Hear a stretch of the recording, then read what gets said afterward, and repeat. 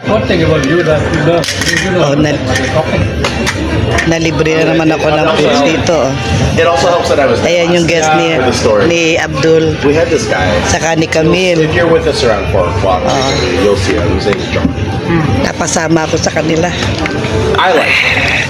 Personally. He's a fun guy to hang out with. Aganda. Guest nila yan. He's a bit rude. Especially to women.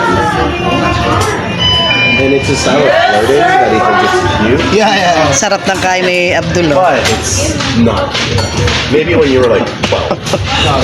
Nalibre na naman ang pag-food ko dito. Kain po tayo. It's like that whole, you know what negging is? It's the negging style. Guest where you nila degrade ng the pamangkin ko woman, yan sa kanang kaibigan. bring her down in a cute way. Ayan, si Camille. Yeah, it's that. Kaibigan nila yan. Napasama ako sa foods nila. Like I said, it worked when we were 12, but Nalibre na naman ako pagkain. not anymore. Hindi talaga. Inaano ko lang yung... Ganyan. Baka kami, sabi ko ayaw. I'm cool with that.